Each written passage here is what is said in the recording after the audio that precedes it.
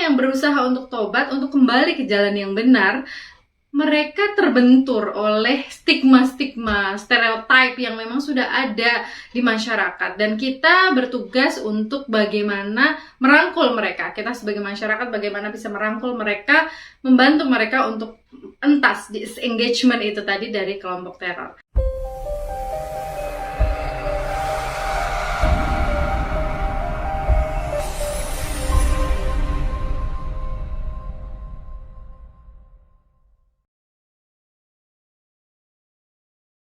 Bismillahirrahmanirrahim. Assalamualaikum warahmatullahi wabarakatuh. Alhamdulillah bertemu lagi dengan saya Destina Religia Mujahidah di channel Emak Bangsa. Kali ini kita akan membahas mengenai upaya preventif yang dapat dilakukan keluarga agar apa? Agar tidak ada lagi orang yang direkrut oleh kelompok radikal gitu ya. Jadi yang pertama adalah dengan meningkatkan bonding dengan keluarga. Jadi menumbuhkan lagi keguyupan di dalam keluarga. Jadi kalau di Jawa tuh ada yang namanya mangan ramangan sing penting ngumpul. Jadi bagaimana kekeluargaan itu benar-benar terbentuk, teman-teman. Kalau sekarang nih, karena memang ada musuh kita bersama gitu ya. Musuh apa? Ya, gadget, TV, internet yang kadang kita di meja makan saja semua orang tuh pegang gadget sambil makan. Beda sama zaman dulu gitu ya.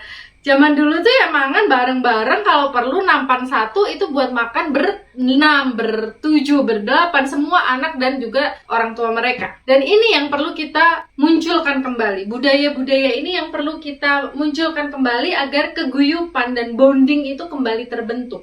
Saat ini banyak sekali teman-teman orang tua yang menitipkan anaknya, entah itu sama sekolahnya karena dia merasa bahwa dia sudah bayar mahal ke sekolah, atau ketika orang tua yang menitipkan anaknya ke neneknya gitu ya, ke ibunya, akhirnya ke neneknya si anak, dan akhirnya bonding dia itu nggak deket gitu sama orang tuanya, sama ibunya, atau menitipkan mereka ke babysitter atau nanny misalnya. Ya wajar lah kalau bangsa kita itu semakin remuk. Tidak hanya masalah terorisme, tetapi masalah perilaku-perilaku asusila, masalah-masalah kriminal yang lainnya.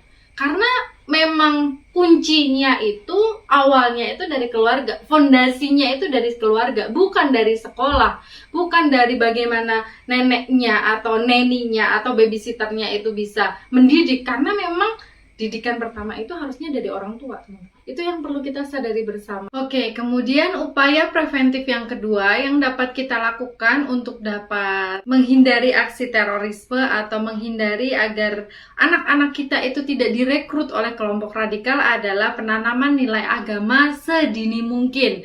Bagaimana Islam yang cinta damai, kemudian kisah-kisah Rasul, kisah-kisah sahabat yang memang mereka itu melindungi Yahudi Nasrani yang memang itu ada di kawasan kekhalifahannya gitu ya, yang memang mereka itu tetap bisa hidup damai berdampingan dengan kaum muslimin ketika zaman Rasulullah maupun ketika zaman sahabat gitu. Jadi kita harus menceritakan kisah-kisah konkret seperti itu sejak anak itu sudah bisa memahami mengenai kisah-kisah Nabi, kisah-kisah sahabat gitu ya. Karena apa? Karena memang anak nantinya ketika remaja menurut Harlock itu akan mengalami tahap di mana dia itu merekonstruksi pemahaman agama yang didapatkan oleh orang tuanya.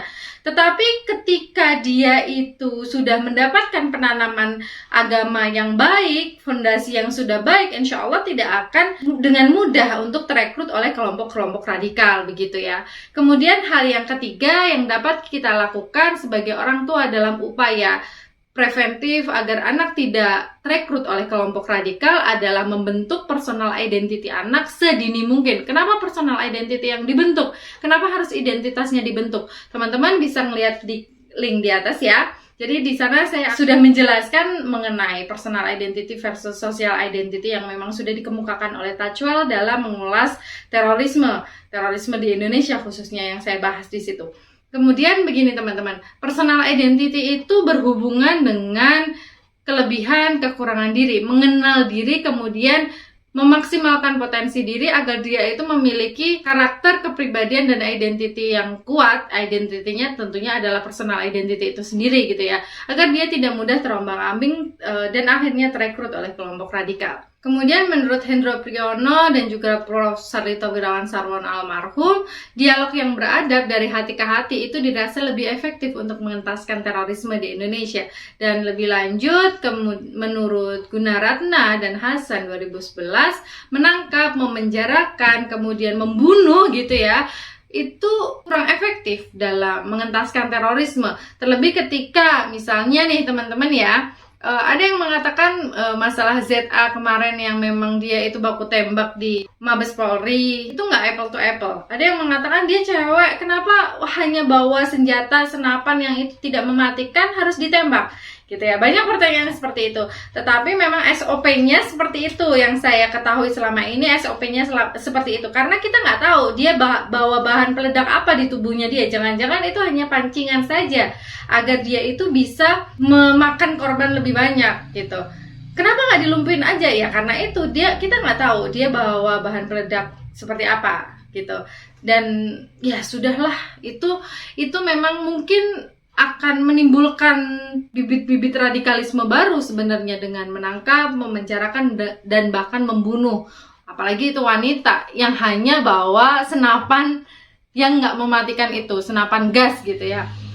Dan riset yang pernah saya lakukan bersama Hakim, teman saya, senior saya sih lebih tepatnya, Pak Hakim, residivis dapat terjadi karena pelaku itu tidak diterima oleh keluarga dan juga lingkungan sekitarnya. Jadi PR kita bersama adalah bagaimana caranya napiter atau mantan napi teroris ini bisa kita rangkul agar dia tidak lagi terekrut, tidak lagi menjadi residivis gitu, tidak lagi memiliki paham radikal. Karena memang yang selama ini saya dapat, orang-orang yang berusaha untuk tobat, untuk kembali ke jalan yang benar, mereka terbentur oleh stigma-stigma, stereotip yang memang sudah ada di masyarakat. Dan kita bertugas untuk bagaimana merangkul mereka. Kita sebagai masyarakat bagaimana bisa merangkul mereka, membantu mereka untuk entas disengagement itu tadi dari kelompok teror. Semoga Indonesia segera entas dari terorisme. Semoga memang sudah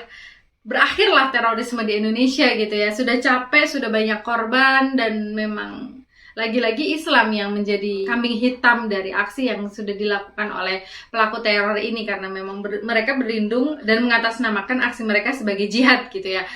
Walaupun memang di luar sana banyak sekali aksi-aksi teror yang itu tidak dilakukan oleh umat Islam, tetapi tidak dicap sebagai terorisme gitu ya. Banyak sekali.